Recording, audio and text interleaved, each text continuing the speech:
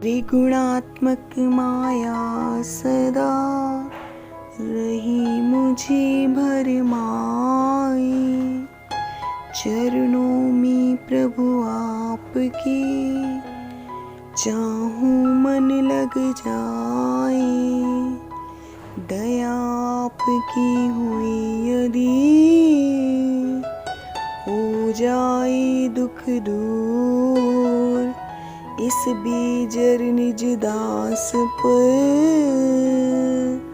करनी कृपा जरूर, करनी कृपा जरूर। सर्वज्ञ श्री चक्रधर स्वामी की जय। आज हम श्री केशीराज व्यास जी की वैराग्य निष्ठता के बारे में चर्चा करेंगे। यूं तो वैराग्य बहुतों ने किया, परंतु आचार्य श्री केशीराज व्यास जी ने अपनी आयु के 25 से 26 वर्ष के लगभग सर्वसंग परित्याग करके महानुभव पंथ के प्रथम आचार्य श्री नागदेवाचार्य जी के पास आकर संन्यास ले लिया।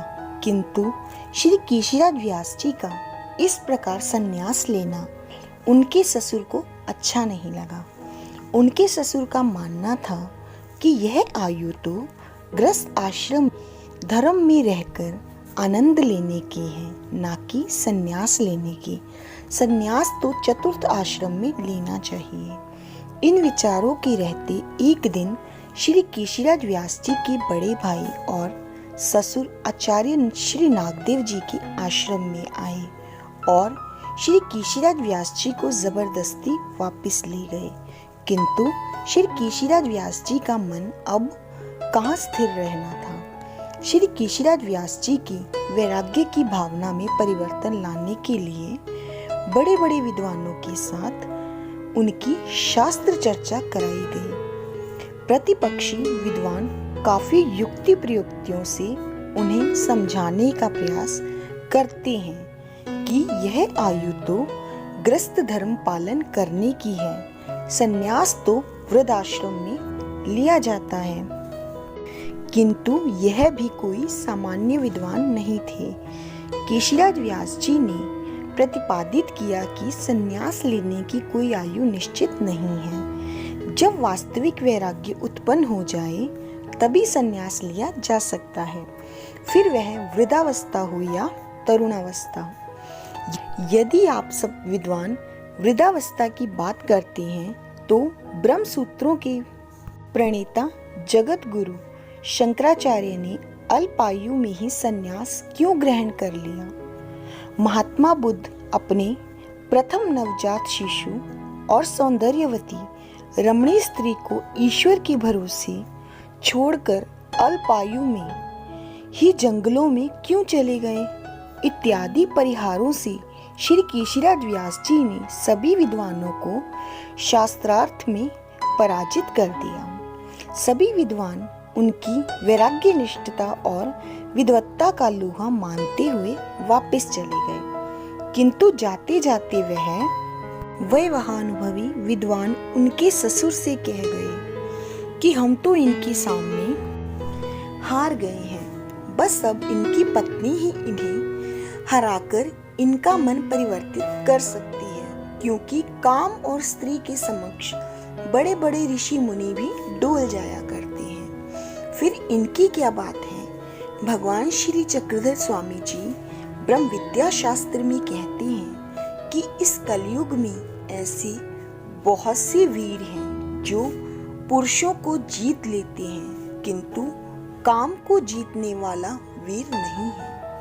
विद्वानों की बात को सुन केशीराज व्यास जी के ससुर ने रात्रि के समय केशीराज व्यास जी को और उनकी पत्नी को एकत्र एक कमरे में बंद कर दिया। ऐसी एकांत अवस्था में भी उनका संयम ना टूटा। मूल वास्तविक ही जिन्हें संसार से विरक्ति हो गई हो, उनका ये संसारिक विषय भला क्या बिगाड़ सकेगा। इस प्रकार की प्रक्रिया से तो विरक्त पुरुषों की वैराग्य वृत्ति और भी अधिक दृढ़ हो जाया करती है। उस एकांत समय में जब उनकी पत्नी मंचक पर शयन करने के लिए इनके समीप आते तो केशीराज व्यास जी भूमि पर शयन करते, और यदि उनकी पत्नी भूमि पर शयन करती तो वह मंचक पर शयन करते। उनकी पत्नी मधुर मधुर बातें तथा हास्य विनोद करने का भी प्रयास करती, किंतु वह उसकी किसी भी क्रिया की तरफ ध्यान न देती। सारी रात्रि इसी प्रकार व्यतीत हो जाया करती।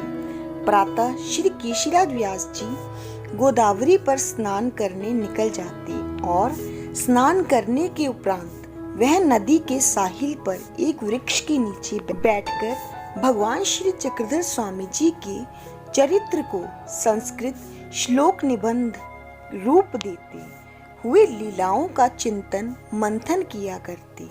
वहां पर रत्नमाला स्तोत्रम की रचना हुई।